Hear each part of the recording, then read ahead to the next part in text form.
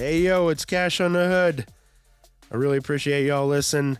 My name's Jason Sauer. I'm here with Steven Sickles.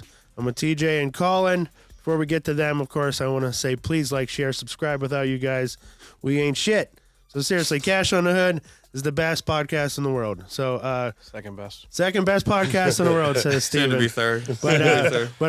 But our man Brian on the deck back there says no way. He had 262 shows at Cinema Psychos. Well, his was first. No, he's definitely the GOAT. Shout out Trailblazer. Yeah, Lipson and Studio Me for holding us down. So, okay, I'll throw out some numbers. 21, 22, 23, and 24. Like, when you think of those, immediately, what number do you think of and who? First one would be 23 and Jordan. That would be. Yeah? What were you thinking? So, for me, 23 is LeBron, because that's my era. Mm-hmm. Not my favorite player, but that's who I thought. Mm-hmm. LeBron. It's hard for me to say, like, LeBron. In my era, it is Michael, right? And LeBron's wearing that number because of Michael. Right. But when I hear 24. And there's a lot of, I don't know, there's a lot of bias because Kobe passed away, that you think about Kobe a lot more in depth now because he's gone. But that Mamba mentality that he talks about, like, that is like my life. Right. Like, that is that drive, that he's just a different dude. Now, Michael started that where he was just a crazy dude. He'd make up stories about guys saying stuff about him in the newspapers, and there's guys like, I didn't say that, you know. He would just go to a place. But I think Kobe brought it in that as we were growing up and playing sports, it was when we started getting good at sports, we used that Mamba mentality that he talked about. And man, was that just so deep. Like, when you started listening to Kobe talk about where he would go, like, one of my favorite stories that Kobe said that he used to, before the games, he would play the Michael Myers theme. Yeah. Because he was a stone cold killer. Mm-hmm. And I'm like, oh, God, I love that mentality. Like, it's crazy. Like, think about playing ball when I was younger. I never heard anybody shoot a fadeaway and say, Michael or LeBron. It was always Kobe. Nice. Always. And, like, if you look at their game, like, yeah, like, you can have the debate about who's the best and stuff, but at the end of the day, like, that's always going to be subjective by era. It's going to be the era that you look at. People are like, oh, well, if Mike played today, yeah, well, if LeBron played then, like, you telling me 6'8", his size, his speed, his strength, he wouldn't have dominated in the 90s? He would have. 60 a game. You know what I mean? Easy. What would Mike do now with no defense? There's no defense. And you get 4 steps. You know what I mean? You like, get a 0 step, a gather step, exactly. and 3 steps. Like, they would have. Yeah. I think they would have both dominated in each other's era. Mm-hmm. But I think if you look at who was closest to Jordan's play style, it was Kobe. It was Kobe to a T. 100%. It was like, I don't know. It's just rest in peace. Yep. When I hear 24, I thought Jeff Gordon, because I didn't have any basketball in my life. I think of that in the back of my head, but I wasn't a Gordon fan, so I don't normally always try to push him to the side, because I grew up Earnhardt. 100%. Yeah. Earnhardt or no one. 100%. 3 all the way. You say 3, I don't think I could accept anybody else's answer if they said anything even outside. If you're not a race car guy. Oh, Colin's like, I got something different. So I'm a Sixers fan. For me, it's Allen Iverson. Oh, okay. But that's the only, like, I feel like that's a little bit more localized, though. And I was a huge Iverson fan. He's one of my favorite players. But, like, no, 100%, like, 3 is definitely synonymous with Dale Earnhardt. You know what I mean? But, like, for me, like, when Iverson's my favorite player of all time. Like, that's who I grew up. That's who got me into, basketball. Yeah, so that's what I mean. You find these numbers, and you kind of feel where you grew up with, Right. So for Pittsburgh, 21 is Clemente. It's the reason why Chuck D wears the Pirates hat, So that's... Yeah, I mean, 23 is, to me, is hanging in the rafters in the Dean Dome, North Carolina and Michael Jordan. Right. That's what I see when I see the number 23. When you say 24, okay, now I go back to I'm a huge NASCAR fan. I've been NASCAR all my life, and the Rainbow Warriors, watching Jeff Gordon come through, because he was kind of what took that heat away from Dale, because as growing up a Dale Earnhardt fan, he was that next, like, we're not comfortable with him coming in here and stealing all of Dale's thunder. Sort of like the nemesis. Yeah. Well, they came from California. Yeah, you got this diehard Atlanta Braves, country music Brooks and Dunn guy is your favorite NASCAR driver. Like, he is NASCAR. And then you got this California Tom Cruise looking dude coming in. And it's like, what's going on here? We don't like this. This isn't NASCAR. Right. But now it is NASCAR. Now it is all those guys.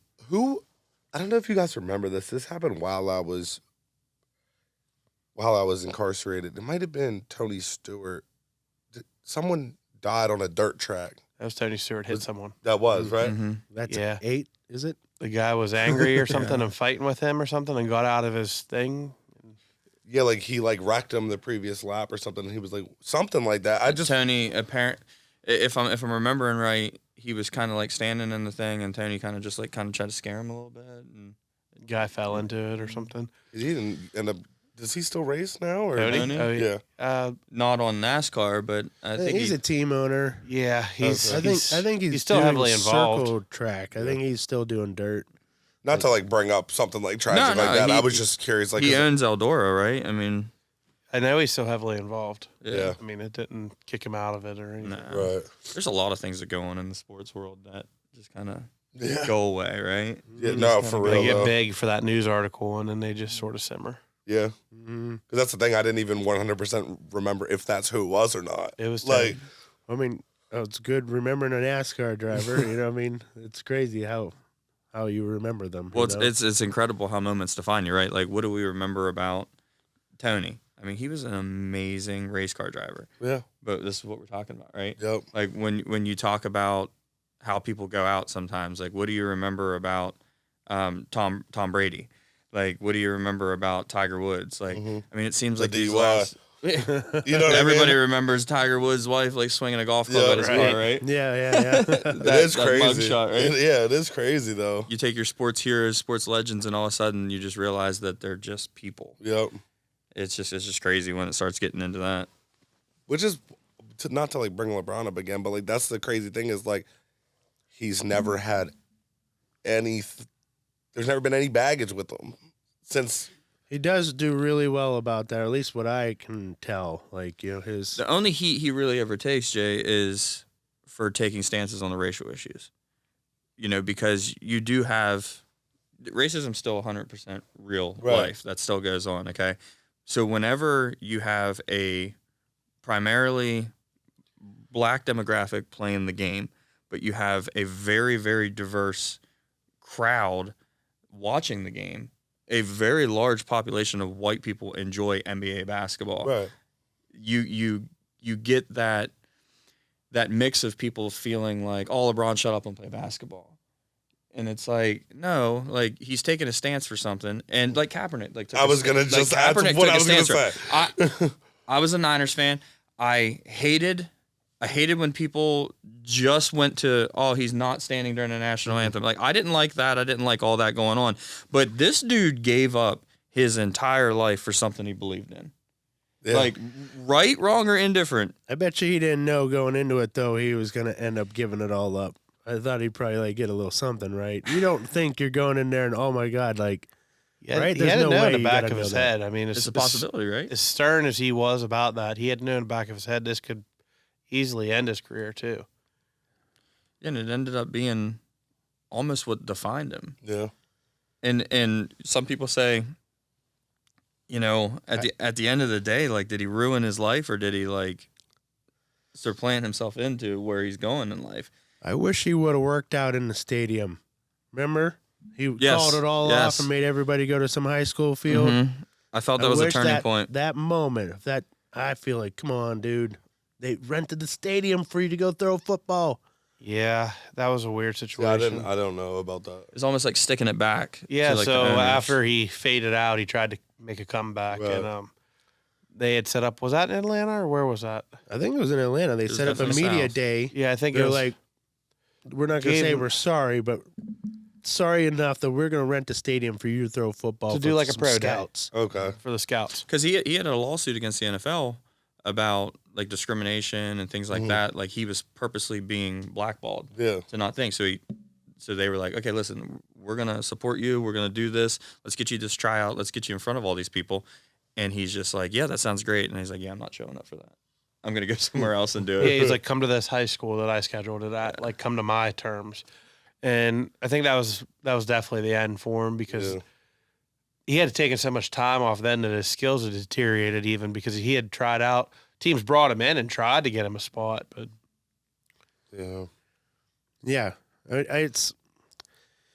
What is your first day? It's the combine is when the NFL trains you how to be an NFL employee. Like, you know, go put your underwear on, go run in front of these cameras, jump, kick, say the words we need you to say. And this is your first day as an NFL employee.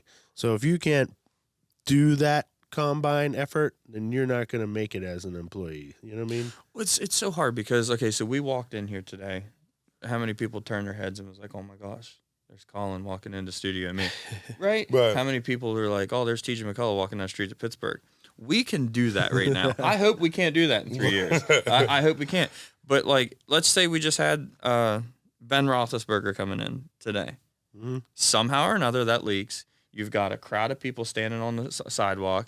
There's so much going on with fame that when you say, like, LeBron hasn't messed up yet, he should just retire because it's undoubtedly that something's going to come out, right? Something's going to happen. There's going to be some sort of thing because in today's social media world, it doesn't matter even if you're innocent. Right. Like, there's stuff that comes out nonstop, but he has stayed clean with that kind of stuff. But LeBron can't go to a restaurant and sit down and eat. No. You know, and then we wonder why these guys are going crazy and doing crazy stuff.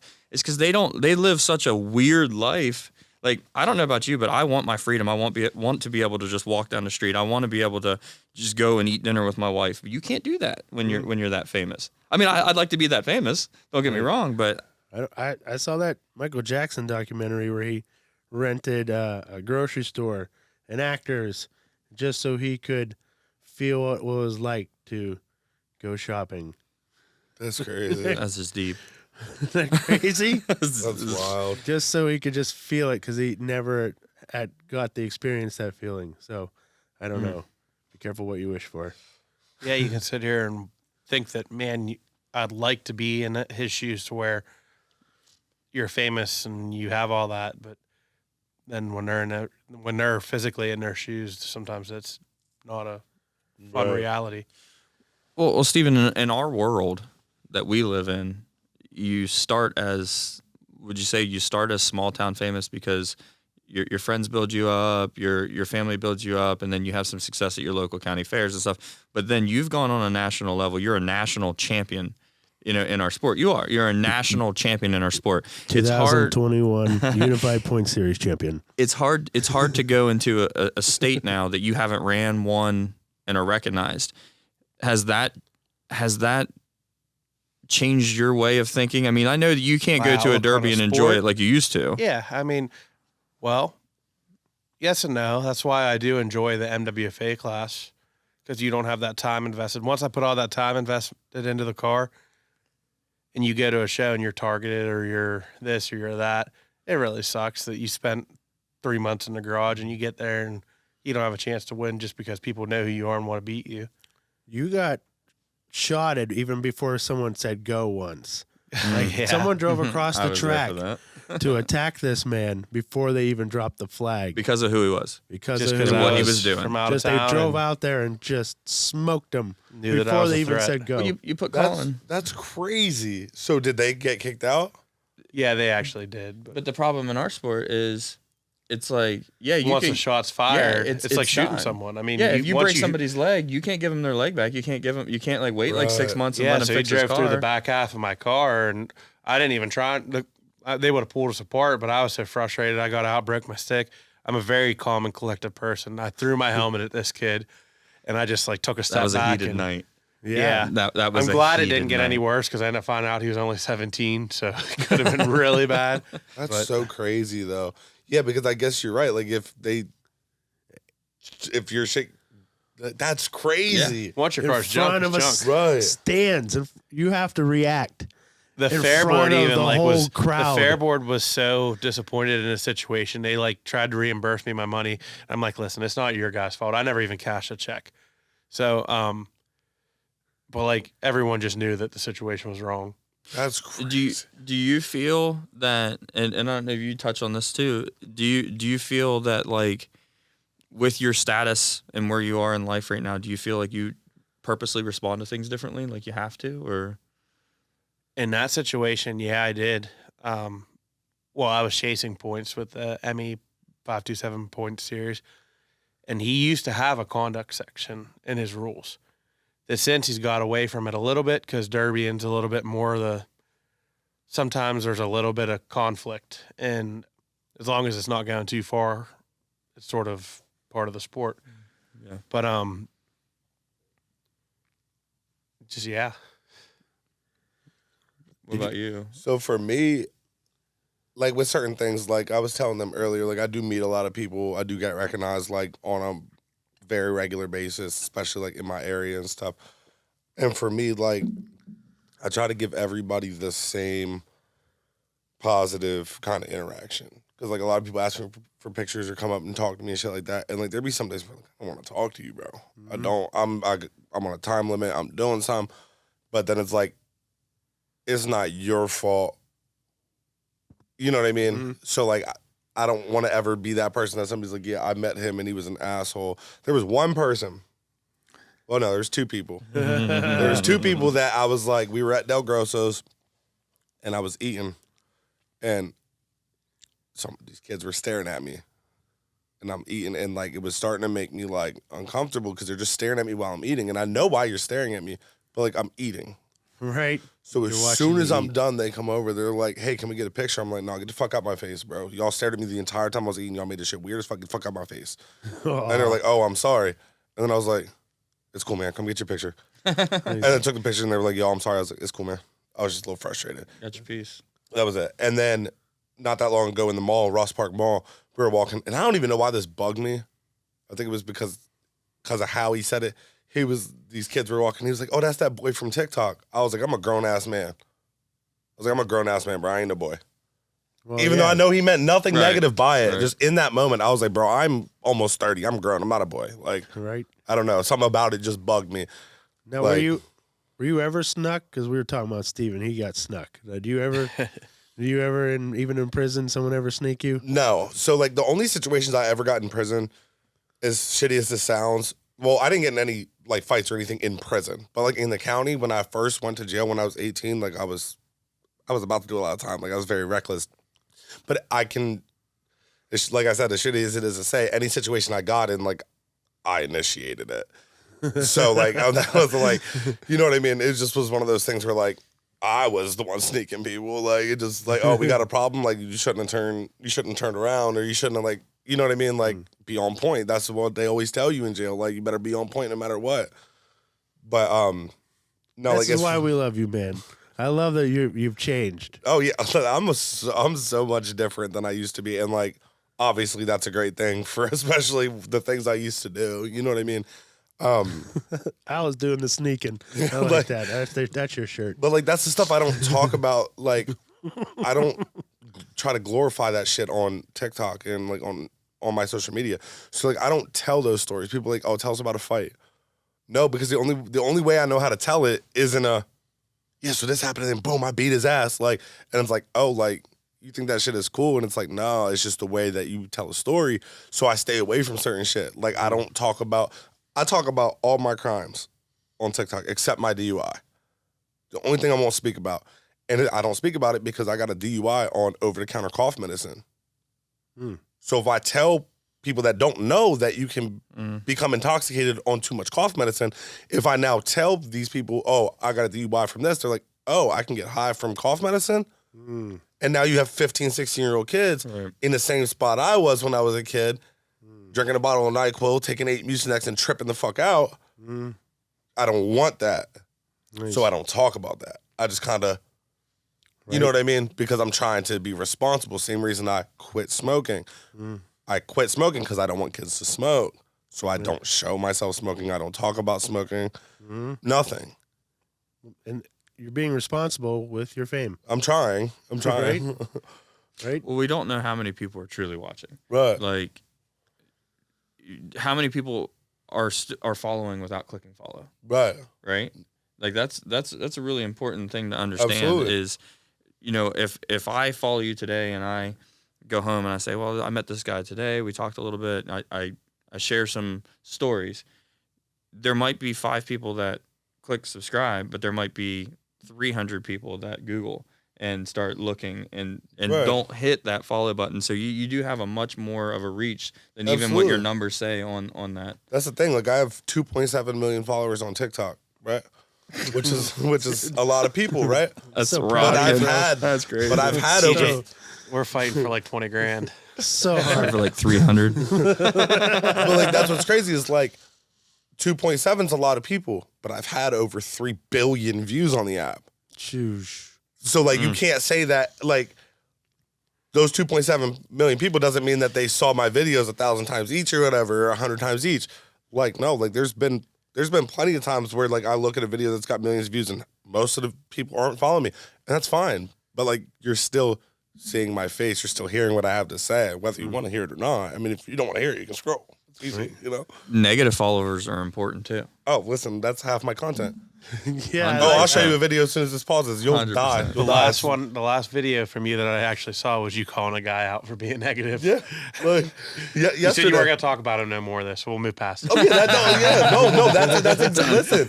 Yeah, that was a It's video done. from He gets yesterday. no more fame. That's literally from yesterday. I'm gonna show you. It's funny, like because people will. One, I've been doing social media long enough to know that when you respond to hate, more people come out the woodwork because they want you to respond to them. But you can tell the difference. You can tell the difference because I've seen your name a bunch of times being positive, and now that I'm responding to negativity, that's what you're trying to do. You're trying to. I'm not gonna respond to that. It's the ones that like really go out of their way or like make a video or this like this dude yesterday is talking about some. Oh, you made. I saw like the 3rd video he made after he was like, "You got my other videos banned." Like, I didn't see any of this until now. I didn't report your video. I don't even know who you are. Like, what am I reporting for? Like, I don't give a fuck what you say about me. And I put him in his place. Nice. It's called piggyback fame. They want to piggyback off of your fame to get attention. Because if you get your 2.7 listening to the fact that you're in a battle with this guy, they're gonna say, "Well, who's this other guy in the battle?" TJ does that to me all the time. I do it all the time to Steven. The other Trying day, to he made a poach some He followers. made a post the other day saying that my buddy Mark was better than me. Change his mind. That was just to get at my followers. I know what he was doing. They came out of the woodwork like, "Are you crazy?" I'm like, "I'm not serious. I'm just trying to get some momentum rolling here, Right. guys." It was funny because this dude was mad that his videos were getting taken down or whatever, and like my videos get taken down all the time, and a lot of times they get taken down before there's even any views because TikTok's AI takes them down for certain keywords. It's not because somebody's reporting your videos. But you know what did happen? As soon as he started doing this and my followers started going to his page got banned. Well, that's your fault, not mine. Everybody be like, "Oh, when you have a following, you have to be responsible. You have to." I mean, listen, you're right, which is why I don't, you know what I mean, bully people and shit like that. But it ain't my fault if you said some dumb shit to me. I respond back like any human would. Just because I have a platform doesn't mean I'm not going to respond back. I'm too fucking petty. I'm going to respond back. Like, it is what it is. It's entertaining. And then now you're mad that other people in the comments talking shit to you. If you would have just kept your mouth shut, you wouldn't have had to worry about none of it. He wanted to smoke. And he got it. You got it. You gave it got to him. Like he is smoked out. My But social. in his theory, he just wanted noise, and noise is Right. noise, positive or negative. Right. That's what. Yeah, my social media responses to negativity happen. They just don't get sent. Right. I have this thing where I like to do. There's two things that I do. It's called Live with TJ. If I am pissed off and I just got to get it out. I've talked about it with 3 or 4 people, but I can't stop myself. What I will do is I will do a live video, but I won't post it.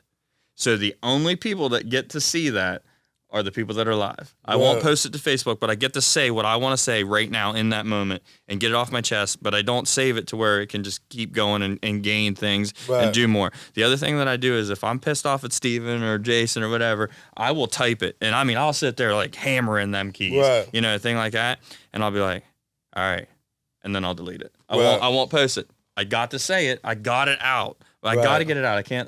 But getting it out online is just something I can't do. I used to do that when I was in a different way. When I was in prison, if I was real pissed off about something or at somebody, I'd write a letter, I'd send it to my mom's house, tell her not to open it, stick it in the shoebox. I came home, a bunch of different letters, and rip them up. Didn't even look at them again. Ripped them up. Got it out. I called you once when I was having some hard time in my media, and you gave me some wise advice, which was you don't want to be remembered for that. Mm-hmm. Go ahead and let that pass. Yeah. But that was different. It's not like how you Right. go after. It was just too personal. I just had to like put it in. Sometimes when it's too pocket right personal, we there. got to step away from it. Yeah, and Yeah. I feel so much better because of it. Good. Thank you. Nice. You're a Anytime, good man. therapist. I work Steven over. So Steven's been putting like 30, 40 hours in the passenger seat of my truck. So him and TY are like my real therapists. So like poor Steven. I don't know if I should pay you or however we do this. He's listening. I accept spray paint. he That's has to right. listen to me and all my wild dreams. Him and I went to Chicago like twice in like 15 days. Like Damn. that was like 30 hours in the truck together real quick. Yeah, it wasn't too bad. You slept that second day though. The first Be a time. fly on the wall. Right? Or was Yeah, it First first? time. Oh, we had art sessions. We had everything going down the highway. Yeah. So I've been taking this sketchbook around me. So it's my new thing to do, but it's the old thing I used to do, which is I'm taking people's. Back in the day when I first started Most Wanted, I took people's mug shots all over America and I put it on my blog. That's how old I am. Long time The ago. blog. That was like Oh. 1999. So we've revisited that idea because I think it's a great idea. But this time I'm adding video, and you've seen it. So I've been dragging this book around America, and it started on our first trip with Steven. And my goal is, how the Car Club Saves Christmas. I'm hoping to have 2, 3, 4 of these books by the time I'm done with the season, and all these mug shots that I take of people. That way we can raffle them off, or maybe hopefully somebody will find them interesting, Yeah. and we can use it for Christmas donations or something. Oh yeah. But so yeah, I'll definitely be getting your mugshot today. Hell yeah. I already even have your name written down. I got you. I got you It's like, guys. man, I'll move past this. To lean into it, buddy. So back in the day when we first did it, I was on my first national tour. So I went through St. Louis and whatever, and I was on the back leg of it. So I was on Jacksonville, and what I had done is I brought an easel with me, a big poster board, and on that poster board it had all the area codes of all the cities that were on the 12-city tour.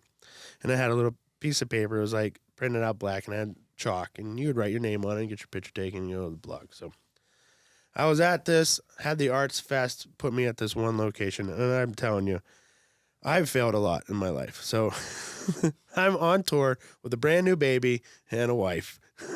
We are on month 2. Nobody's happy. And we have to have a minimum quota that I've set that I should have learned I need to have some balance. But I set a minimum quota, 30 photos a day.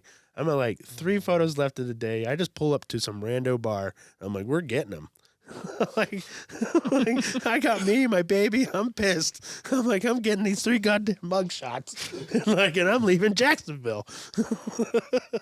So I don't take that route. Learn from me. Balance. You don't need all those, What is balance? right? You guys all got up really early to come here today. All of you drove a long way to come here. So I want to say thank you to all you guys. I super appreciate it. Brian, what do you think about that one? All right, we did really good.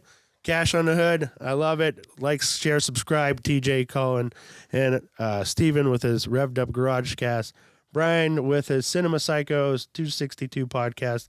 Lipson for hosting our podcast. Studio Me for having a great studio that we are. I know Colin's interested in running this place already. Yes, sir. So Cash on the Hood. Your second favorite podcast, says Steven. So, no, Brian says your third favorite podcast.